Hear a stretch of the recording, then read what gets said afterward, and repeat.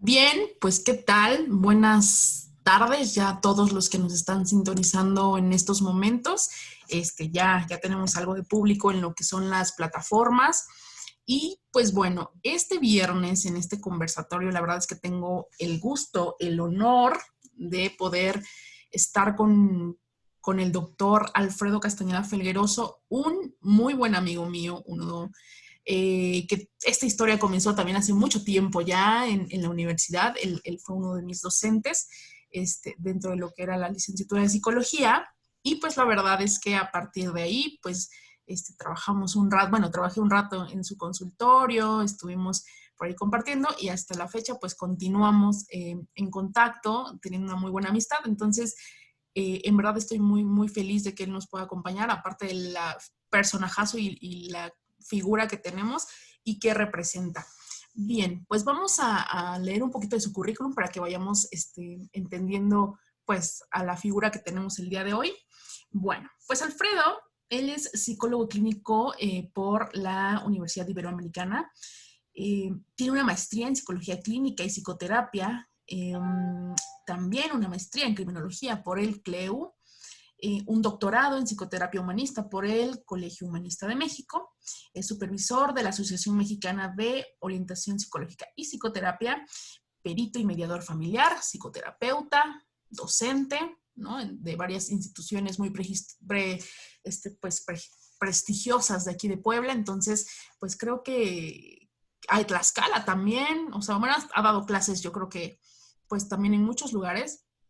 Entonces, pues bueno, estoy muy, muy feliz de que nos pueda acompañar el día de hoy. Y pues bueno, Alfredo, ¿cómo estás?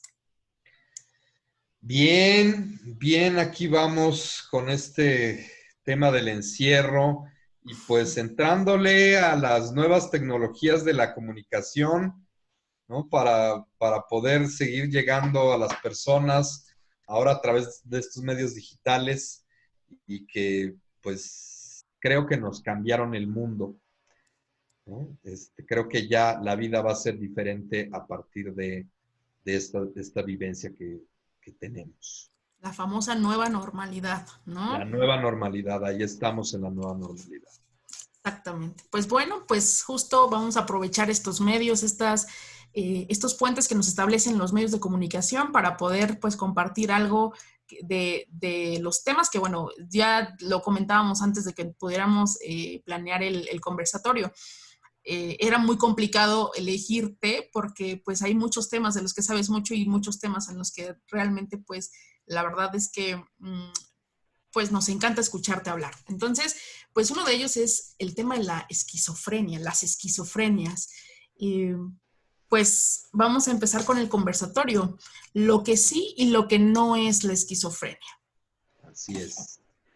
Así es, sí, no, bueno, yo con mucho gusto de poder compartir contigo y con tu audiencia este tema que a mí me parece central. Yo quise que este fuera el tema de mi participación por lo importante en términos generales que considero es hablar de la enfermedad mental. Mira, yo lo primero que quisiera que las personas entendieran es que la enfermedad mental en general y particularmente la esquizofrenia no goza de la legitimidad que gozan el resto de las enfermedades que puede padecer el ser humano.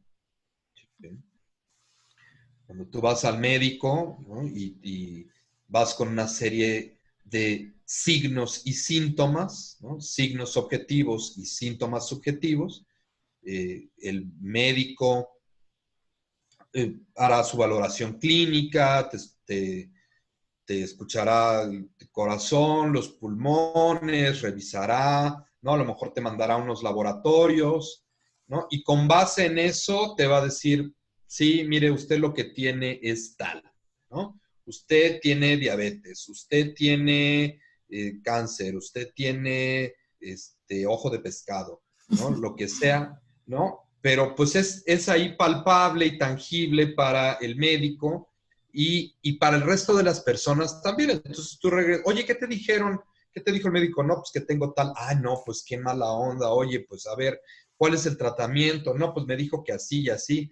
No, eso pasa con la enfermedad en general en la medicina. Pero en lo particular en el área de la salud mental y de la enfermedad mental, no se goza de la misma legitimidad. ¿Sí? Se duda incluso del profesional de la salud, ¿no? Y del diagnóstico que te da, ¿no? ¿De qué te dijeron? Pues que tengo bipolaridad. Ay, no es cierto, eso ni existe. O sea, mira, y digo, además, en el caso de que inmediatamente de que empezaran los síntomas fueras al médico, al psiquiatra, al psicólogo, ¿no? Cosa que no sucede así, ¿no? Generalmente te aguantas, ya se me va a pasar, ya se me va a quitar la depresión, ya se me va a quitar la ansiedad, ya se me va a quitar la esquizofrenia, ya se me va a quitar lo que sea que estoy viviendo, ¿sí? A no ser que sea muy, muy escandaloso, como en el caso de la bipolaridad en su fase maníaca, ¿sí? Me parece que es tal vez la entidad que, que suele ser la más florida de todas, ¿no? Por su forma de presentación sintomática, pero el resto de las enfermedades mentales no. Y además hay más síntomas que signos, ¿sí? Entonces no es objetivable, no es igual de objetivable la enfermedad mental que la enfermedad médica. Entonces de ahí que estos padecimientos como la esquizofrenia cueste trabajo que las personas los vean como tales, ¿sí? Y tiendan a demeritarlos y tiendan a atribuir que su causa es mera voluntad o capricho de quien la está experimentando, ¿sí? No hay laboratorios para comprobar la presencia de esquizofrenia ni de bipolaridad, a lo mejor algunos estudios de litio en sangre, pero no son determinantes, ¿no? La esquizofrenia no sale en las tomografías, no salen los electros, ¿no? Y entonces deja en un terreno muy, muy sensible, muy movedizo la autenticidad de la enfermedad mental, ¿sí? Entonces, la esquizofrenia, perteneciendo a este grupo de enfermedades mentales que repito, no gozan de la misma legitimidad, pero sí provocan una serie de alteraciones considerables, como se expresa ahí en la diapositiva. La esquizofrenia va a producir alteraciones de la conducta en forma de disfunción sociolaboral, ¿sí? El individuo se va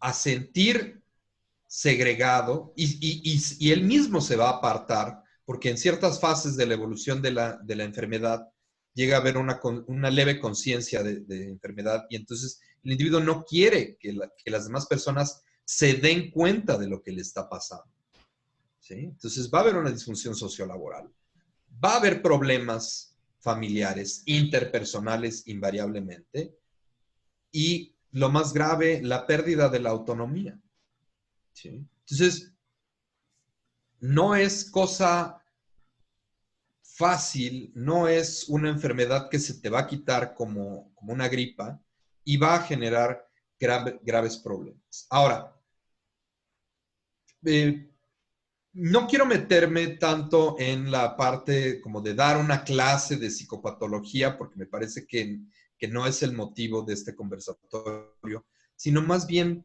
ir abriendo el camino para que la gente en general vaya comprendiendo qué es la esquizofrenia y pueda alcanzar esta legitimidad para ser atendida como cualquier otra enfermedad, ¿sí? Y entonces, algo también que pasa y que me parece relevante es, y de ahí el título de lo que sí es y lo que no es la esquizofrenia, ¿no? Tenemos el caso de las películas, de las series, donde se toman sus licencias creativas para colorear, para matizar las enfermedades mentales y obviamente para entretener a la audiencia, ¿no? Finalmente, una serie de televisión, una película, pues su finalidad es esa, ¿no? Entretener a la audiencia, que se diviertan o que se interesen o que vivan emociones intensas y entonces hacen uso de estas licencias creativas y entonces te presentan un cuadro que es irreal, ¿sí? Esa es la finalidad del cine. Yo no estoy criticando el cine, así tiene que ser, ni la televisión, ¿sí? O sea, me van a decir, no, pues si quieres saber de psicopatología, agarra un libro. Correcto, ¿sí? Correcto. Ujú. Pero el alcance que llegan a tener estas producciones puede distorsionar la forma en la que vemos la esquizofrenia. Incluso hacerla como muy romántica, ¿no? Y eso complica el manejo clínico, ¿no? Y retarda el tiempo entre que se inician los síntomas de la esquizofrenia y que llegue realmente a atención clínica, ¿no? Por todas estas atribuciones, ¿no? En el cine te presentan cuadros alucinatorios visuales muy vívidos que pues son que además son raros en la esquizofrenia y además no son privativos de la esquizofrenia, se pueden dar en cualquier otra enfermedad psicótica, en una intoxicación por sustancias, en una infección maltratada, ¿no? Del riñón, por ejemplo, y entonces con repercusiones en la actividad cerebral, ¿no? Pero eso, en los medios de comunicación se ponen como síntomas centrales de la esquizofrenia las alucinaciones y los delirios. Y estos son síntomas accesorios, ¿sí? Yo quisiera que tu audiencia pudiera ir entendiendo que lo nuclear de la esquizofrenia es que existe, metafóricamente hablando, un pegamento que une todas nuestras vivencias subjetivas, dándonos un sentido de unidad y de continuidad, ¿no? Es un pegamento que une mis emociones, mis pensamientos, mis acciones, mi voluntad, mis deseos, ¿no? En un todo cohesivo, coherente, integrado y que me da la sensación de que yo soy yo, ¿no? En la esquizofrenia, este pegamento que une todas nuestras vivencias y todas nuestras dimensiones, pareciera que comenzase a reblandecerse, ¿sí? Como si empezara a hacerse más flojito y entonces estos aspectos que integran nuestra personalidad los empezáramos a vivir de manera desarticulada, ¿sí? Y entonces mis pensamientos, que yo sé que yo los estoy pensando, que yo los genero, comenzaran a parecerme ajenos. Como que mis pensamientos, imagínense que un día se despiertan con la sensación de que su actividad mental no es de ustedes. Este pensamiento que estoy pensando, yo sé que yo lo estoy pensando, pero lo siento como si no fuera mío, como si fuera ajeno, ¿sí? El movimiento de mi cuerpo, que yo sé que yo estoy moviendo mi cuerpo, que de repente, ¿no? Yo moviera mi mano y me preguntara, ¿yo moví mi mano? O sea, sí, yo sé que yo la moví, pero no siento como si fuera mi voluntad o como si mi voluntad, esto sí está bien loco, como si mi voluntad adquiriese vida propia. Entonces, eso es a lo que me refiero con que el pegamento que nos une se empieza a reblandecer. Y de ahí, entonces, imagínense la angustia que puede llegar a generar en el sujeto que empieza a vivir los síntomas de esquizofrenia, ¿no? La angustia que se empieza a generar yo ya no soy yo o no soy solo yo. Pareciera que soy yo y alguien más. ¿Sí? Y que, por ejemplo, hay que diferenciarlo claramente de la mítica personalidad múltiple que también está sobreexplotada en el cine. ¿No? No es así, o sea, en la personalidad múltiple se parcela la conciencia en varios fragmentos. Pero en el caso de la esquizofrenia, pareciera como un espejo estrellado, ¿no? Todo se fracciona, pero sigue siendo parte del mismo espejo, ¿no? Y yo me veo en él. Y yo veo mis aspectos de mí mismo en el espejo, pero separados, rotos. Y así me vivencio. ¿Sí?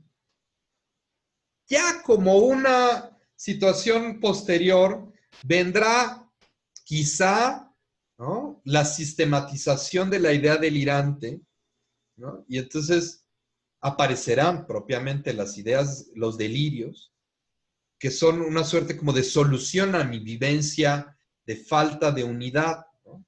Entonces es ya cuando el paciente esquizofrénico, llega y te dice, no, es que mire, yo al principio me sentía raro, pero ahora ya estoy más tranquilo porque yo sé, yo primero pensé que me estaba volviendo loco, pero ahora ya sé que lo que pasa es que alguien me está insertando pensamientos en mi cabeza. Por eso es que esos pensamientos que yo tenía al principio me parecían ajenos, porque en realidad no son míos, ¿no? Entonces ya aparece la idea delirante, que de alguna forma es como la solución a esta angustia, ¿no? Y entonces ahí sí ya, vaya, sin una gran especialidad en psicopatología, podrás diagnosticar una esquizofrenia a partir de su vivencia delirante, pero ese no es el caso, no es la mayoría de los casos. O la alucinación, ¿no? Estas voces que conversan acerca de mí en tercera persona, ¿no? Y que conversan sobre mí, sobre mi actividad, pues eso ya está fácil de diagnosticar con un manual, ¿no? Pero no, tampoco es la mayoría de los casos, ¿no? Y entonces, el sujeto con esquizofrenia se vive así, de manera no disociada, porque sería la personalidad múltiple, pero sí de manera eh, fragmentada, ¿sí? Sin cohesión en su actividad, su pensamiento, sus emociones. Esa es la vivencia del esquizofrénico.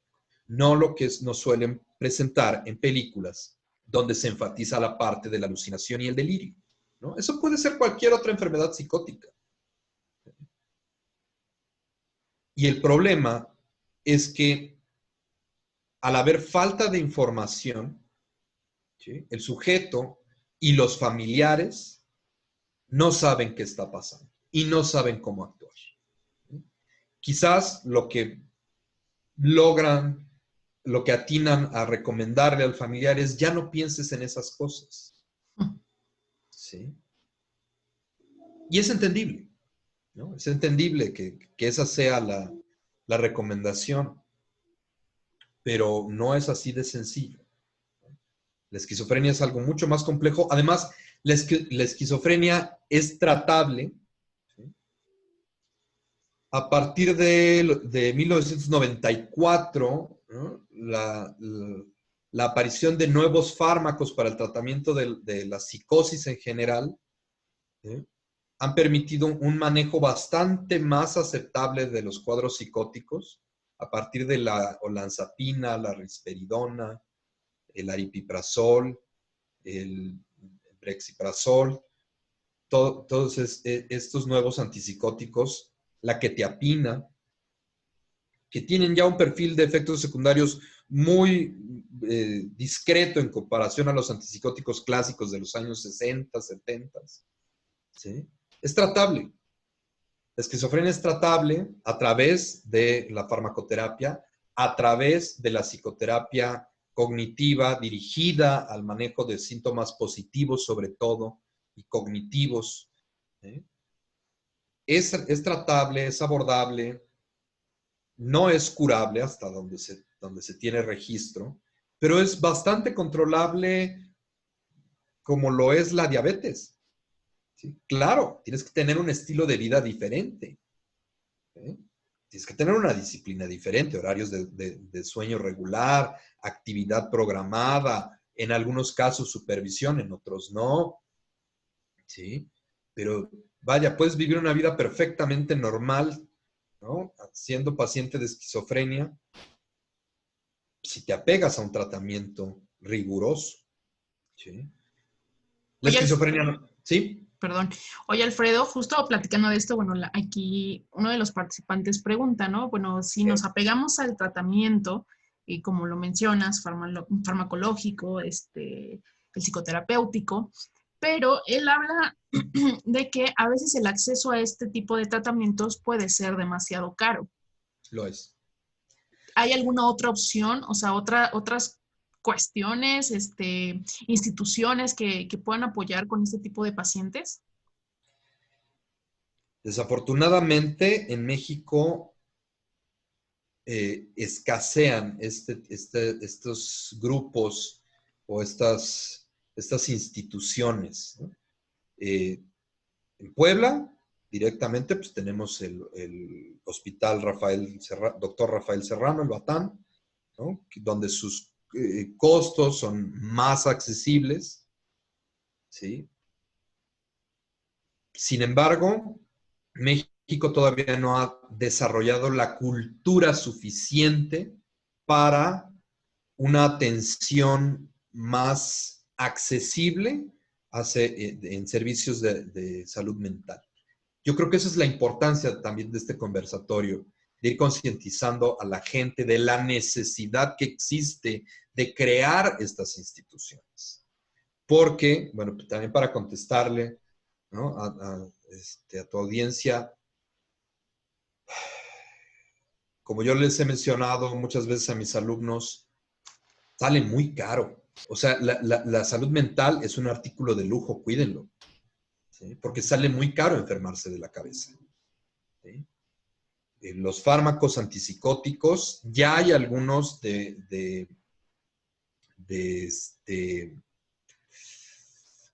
a los cuales ya se les liberó la patente, por lo tanto ya los pueden producir otros laboratorios.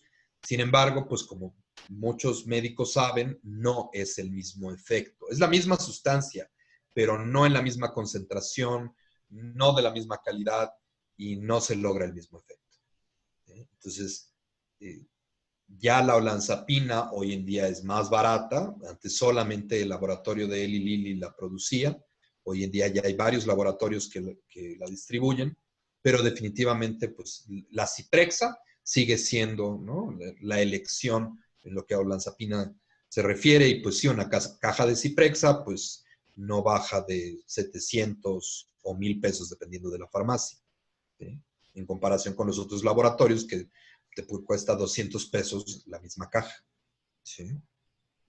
Entonces, sería interesante también que pudiéramos armar grupos de apoyo, ¿no? Para pacientes y familiares con paciente esquizofrénico, ¿sí? Para que estos tratamientos tuvieran mayor efectividad. ¿Sí?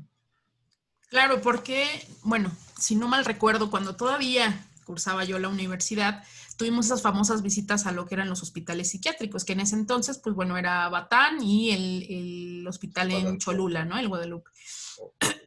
Aquello. Y me recuerdo mucho cuando hacíamos estas visitas que sí nos platicaban acerca de estos pacientes que muchas veces, o sea, estaban muy estables en la institución, ¿no? Con el tratamiento, con la psicoterapia, con la atención que se le daba, el seguimiento. El problema era cuando salían a estas famosas visitas familiares, ¿no? Regresaban Claro. completamente. Sí, bueno, de ahí es también de donde partieron las ideas que dieron origen a la terapia sistémica, ¿no? La idea de que que la esquizofrenia no existía como enfermedad independiente, sino era el síntoma del mal funcionamiento familiar, cosa que, bueno, derivó en la creación de la terapia familiar sistémica, pero hoy en día sabemos que no es así, ¿no? El esquizofrénico es esquizofrénico donde lo pongas, ¿sí? ¿Sí? No, o sea, no, pero claro, si al esquizofrénico lo insertas en un sistema familiar que eleva su tensión, ¿sí?, invariablemente vas a hacer que le dé un brote psicótico, ¿sí? Claro. Pero, dicho sea de paso, ¿no?, al respecto de la teoría del doble vínculo, que me parece interesante, pues es que a cualquiera que le hables en doble vínculo lo Lo puedes enloqueces. estresar. Ya de ahí que tome el camino a la psicosis o a la neurosis, eso ya depende de particularidades en el carácter y su equipo biológico, ¿no? Pero a cualquiera que le hables en doble vínculo lo vas a poner tenso, ¿sí? Lo vas a meter en un problema y vas a generar alguna sintomatología, ¿sí? Eso no depende más bien de eso no depende la esquizofrenia, del doble vínculo. Pero sí te la pasas mal si tu familia en general te habla en estos términos, ¿sí? Ok. Ahora, otra cosa que quisiera comentar es, los esquizofrénicos no son por definición agresivos ni peligrosos. En algunas fases agitadas pudieran, ¿sí?, ser peligrosos para sí mismos y para los demás, pero tampoco es la generalidad. Un esquizofrénico bien tratado, bien medicado, bien controlado, es una persona de la que no te tienes ni que alejar, que no te tienes que cuidar de ella. Es más, puedes entablar una conversación, claro, con sus extravagancias de repente, ¿sí? Pero eso es también algo que a mí me llama mucho la atención en estas visitas, ¿no? Cuando yo era estudiante, en estas visitas a hospitales psiquiátricos, ¿no?, con el paciente psicótico, que algunas de mis compañeritas de aquel entonces, materialmente se quedaban lívidas, ¿no?, a la hora de entrar, ¿no? Y una de plano, un día se agarró de mi brazo, ¿no?, y me dices, si me desmayo, me cachas.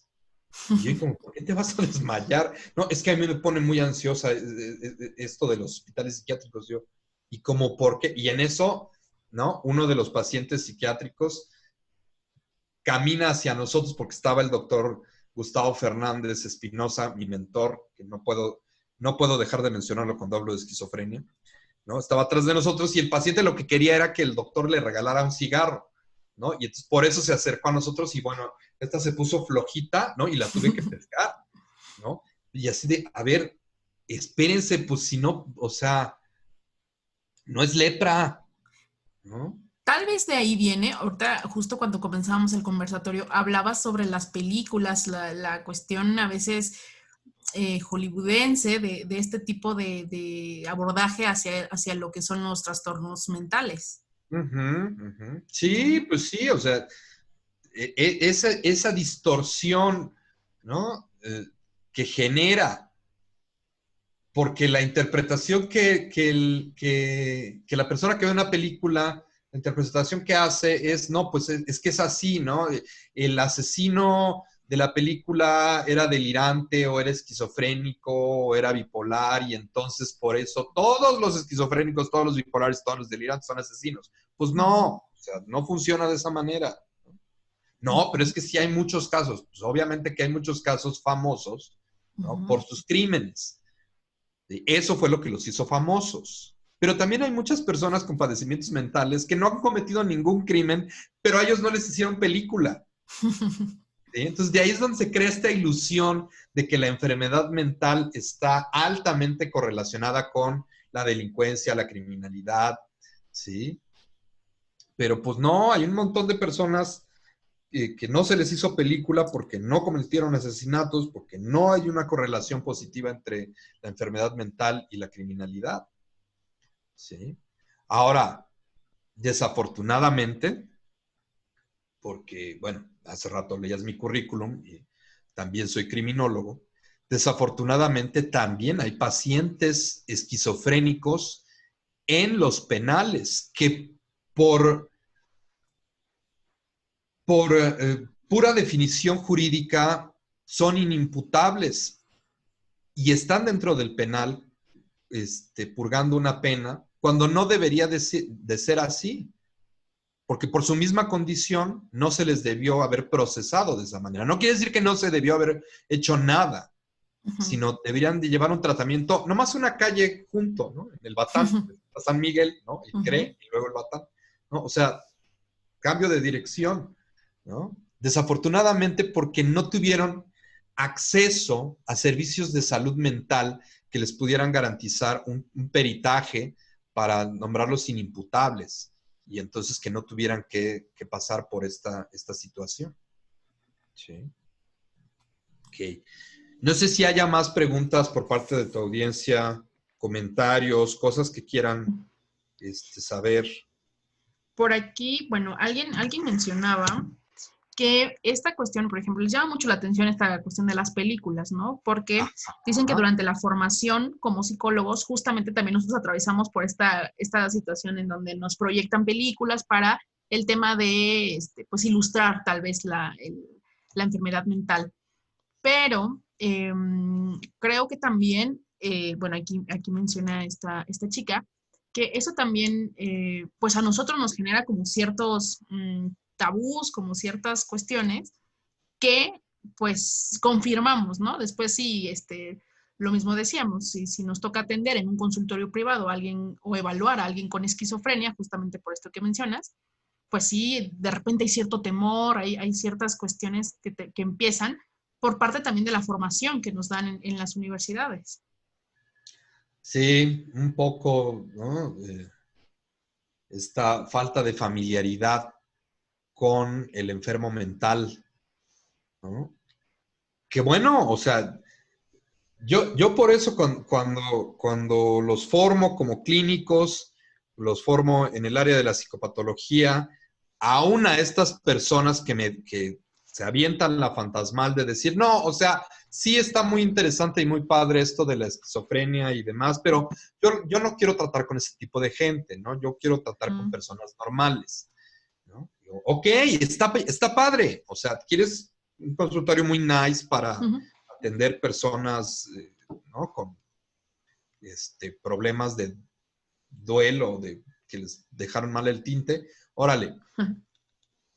Pero al menos para no ponerte en riesgo como clínico, tienes que estudiar psicopatología para poder distinguir una de la otra. Decir, no, espérate, esta es de este tipo de personas que yo no quiero tratar, ¿no? Ujú, Entonces, para que lo refieran y que lo manden conmigo, yo les acepto todos los que quieran, ¿no? ujú. Pero pues, para eso tienes que estudiar psicopatología, ¿no? Para saber, no, este no me toca, este es de los que no me toca porque, ¿no? Es de esos que yo dije que no quería atender, Ujú. ¿no?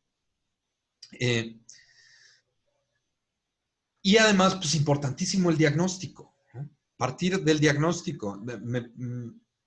Me comentaba hace algunos días alguien, oye, es que quiero referir contigo a una persona muy agresiva, pero pero pues no sé, porque no te quiero poner en peligro. Y le digo, no vas a poner en ningún peligro, porque antes de que llegue, de que haga yo cualquier tipo de intervención, cuando llegue esta persona, lo primero que voy a hacer es evaluarla, ¿no? Evaluar aspectos de personalidad, aspectos neuropsicológicos, aspectos de inteligencia, ¿no? Y entonces determinar, es una persona impulsiva, con falta de control, con mucha agresividad, y entonces, desde que yo me ponga a trabajar, lo mando con el neurólogo, lo mando con el psiquiatra a que le den una carbamazepina, ¿no? Una lamotrigina o algo, un anticomicial, ¿no? Que me lo tenga quietecito y entonces ahora sí, vénganos tu reino, ¿no? Bien medicado y que yo esté checando, ¿no? Que hay evidencia del efecto del fármaco, entonces ahora sí nos ponemos a trabajar,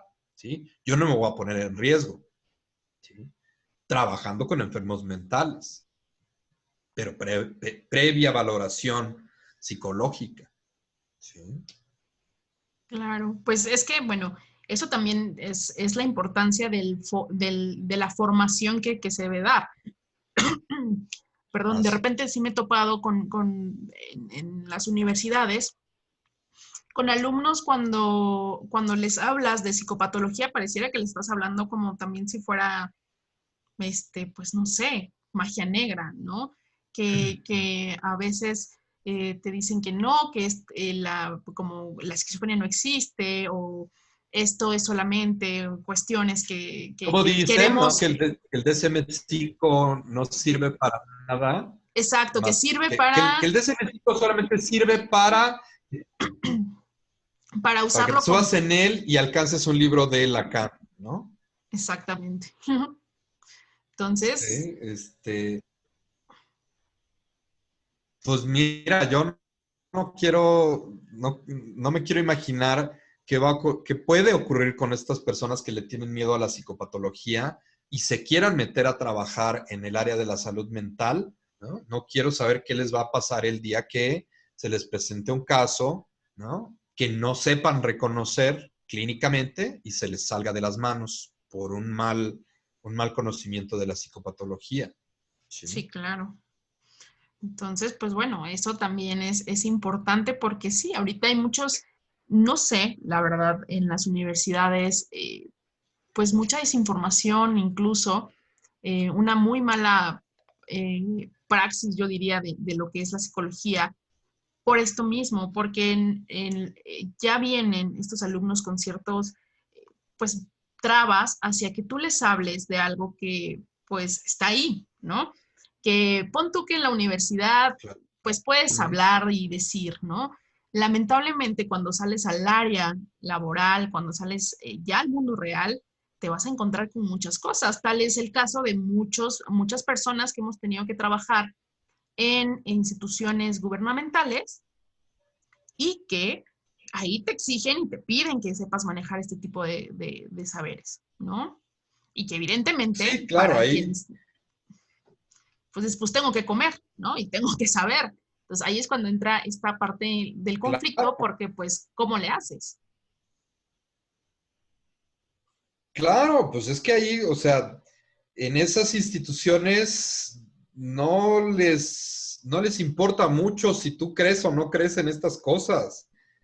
Ahí hay necesidades reales, ¿no? Uh De -huh, atender pacientes con aflicciones reales, no de libro, ¿no? Y entonces ahí es donde cuenta mucho que tengas una amplia formación, ¿no? De varios temas, ¿no? De psicopatología, de claro, psicoterapia, ¿no? Para este manejo de farmacología, ¿no? No, pero es que los fármacos no. No, pues sí, tú no los vas a recetar, no eres médico, pero tienes que conocer de ellos para ver si están funcionando o no, y entonces hablar con el psiquiatra y decir, oiga, no le está funcionando, ¿no? Lo que usted le mandó, ¿no?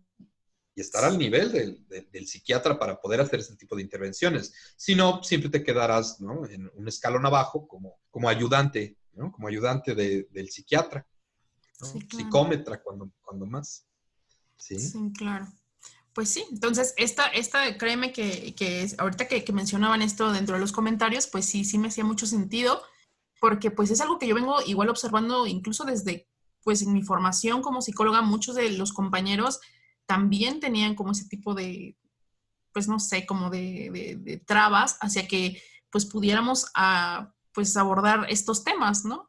Cuando, Claro. pues, ujú, Ajá, es que mira, también aquí hay un asunto en el sistema educativo. Hoy por hoy no te da la vida como docente de licenciatura para poder abordar de manera cabal el área de la psicopatología, ¿no? claro, Esta es necesariamente un área de especialidad, un área ujú, que se tiene que abordar en el posgrado, ¿no? Por eso es que nos dicen hasta el cansancio, como licenciado en psicología, no puedes hacer trabajo clínico porque no tienes la formación para ello y es real, ¿sí? ujú, Entonces, esto es algo que se tiene que estudiar a nivel de posgrado, ¿no? Formarte en clínica para poder entrarle al mundo de la salud mental. claro. Sí, Pues sí, es sí. la importancia Ok, de... bueno, Ujú. eh, algo más que quería comentar. O sea, la esquizofrenia no se pega también. Eso fue lo que me quedé hace rato. La esquizofrenia no se pega, ¿no? Por convivir con una persona esquizofrénica no te vas a volver esquizofrénico, te vas a volver más humano. Por aprender a tenerle paciencia a un individuo que no está en sus cabales y que requiere de ti como persona una mayor empatía, una mayor comprensión, ¿no?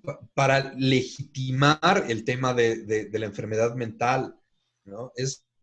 Por ejemplo, como si tienes un familiar, un amigo, estás conviviendo con una persona diabética, pues no le vas a ofrecer un dulce, ¿no?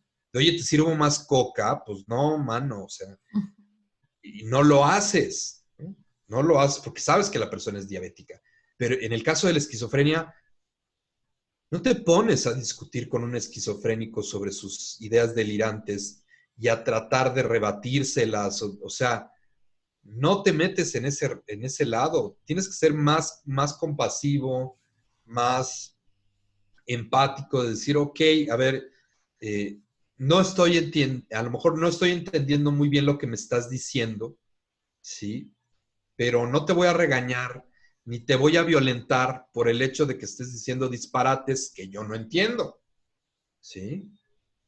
Porque sé que eres una persona con esquizofrenia.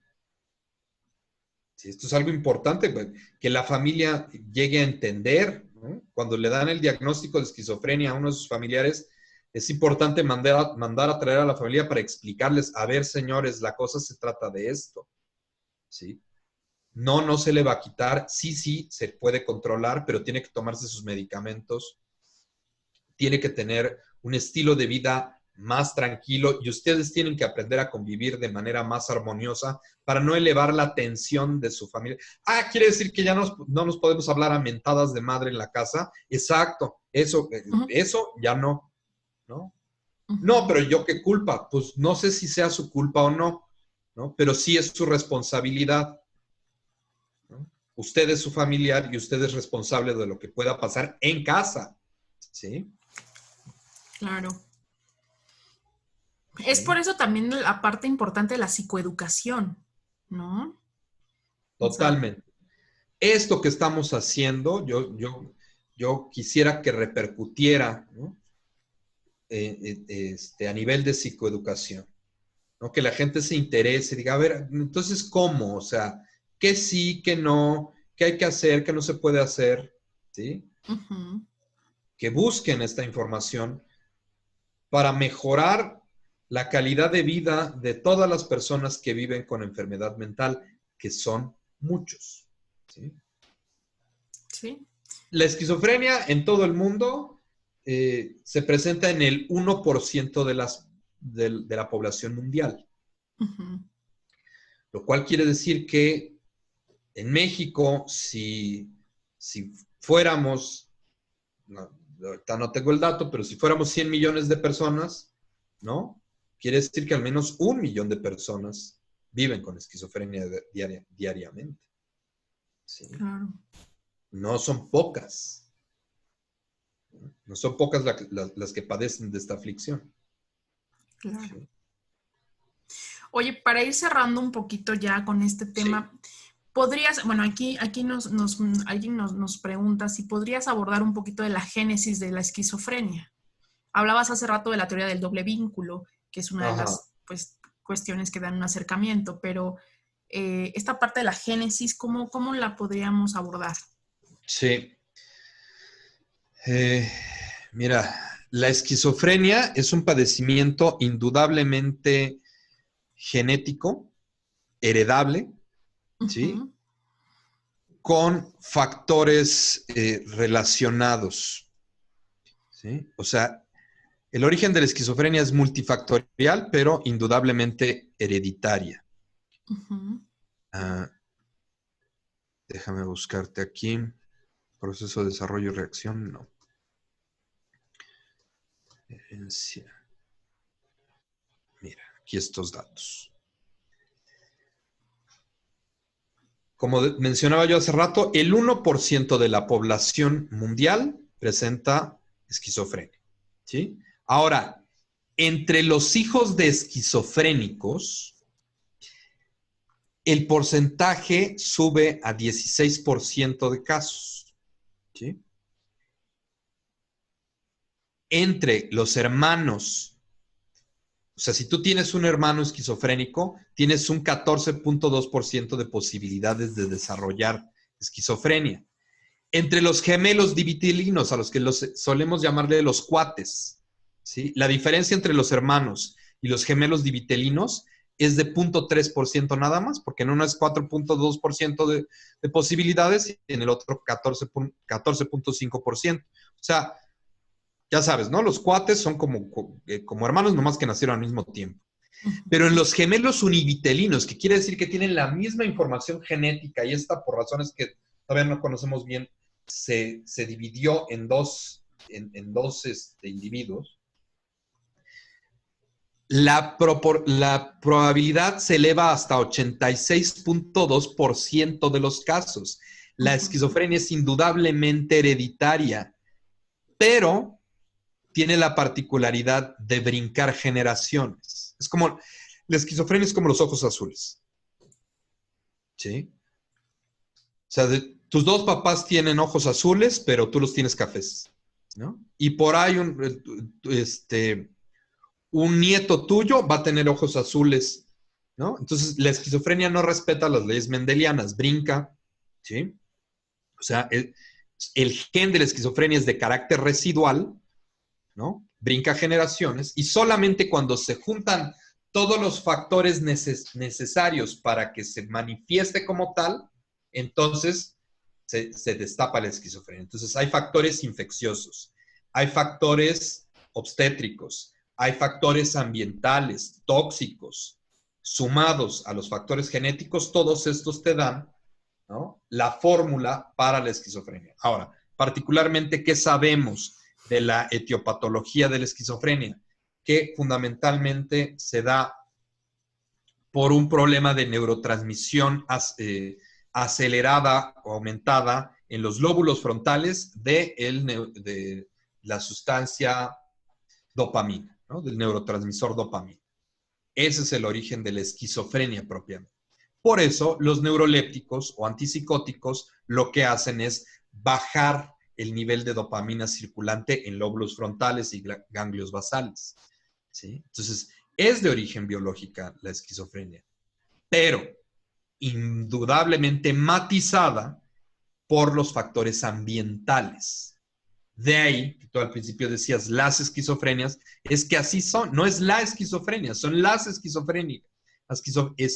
De ahí que el manual DSM-5 tuvo a bien en esta última edición cambiar el nombre del capítulo por esquizofrenia y trastornos psicóticos a trastornos del espectro de la esquizofrenia y otros trastornos psicóticos, ¿no? Y este espectro empieza desde la personalidad esquizotípica, ¿no?, y como el arco iris tiene todos estos colores hasta llegar a la esquizofrenia paranoide, que es quizás la más colorida de todas, ¿sí? ¿Por qué hay tanta variabilidad? Pues porque en todos estos sujetos hay factor genético, ¿sí?, pero los demás factores infecciosos, obstétricos, traumáticos, tóxicos, ambientales, no fueron iguales. Por eso todos estos colores de las esquizofrenias, ¿sí? Entonces, no sé si con eso contesto a la pregunta. Ok, sí, de hecho mencionan que pues muchas gracias. Y por último te piden dicen que justo estábamos platicando de esto, ¿no? De la cuestión hollywoodense, pero ¿alguna película Sí. que tú recomiendes como para ilustrar este tipo de trastorno, pero de una forma acertada?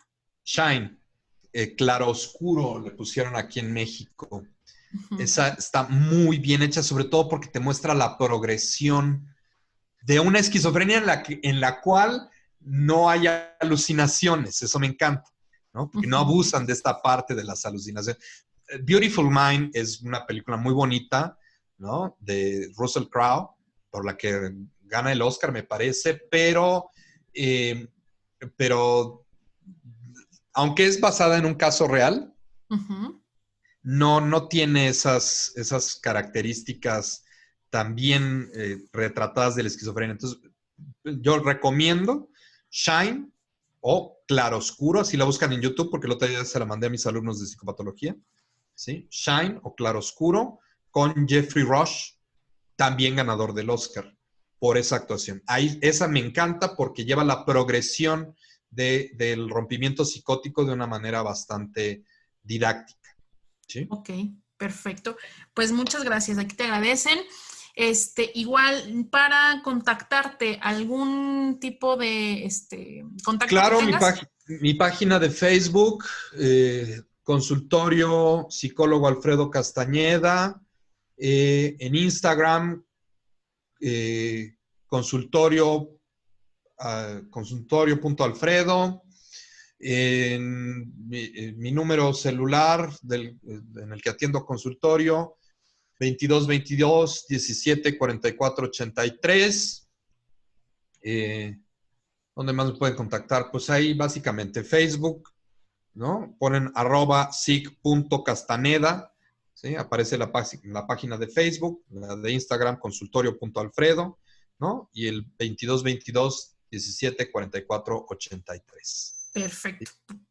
Pues muchas gracias Alfredo por compartirnos toda esta información, que creo que pues como platicábamos, ¿no? Es importante para la cuestión psicoeducativa empezar pues a desmentir este tipo de, a veces, de imágenes que tenemos sobre los trastornos. Entonces, pues bueno, gracias a ti, aquí también te mandan muchos agradecimientos y que, bueno, esperamos verte nuevamente. Igual, comercial, ¿tienes cursos activos? ¿Tienes Claro, igual cátedras?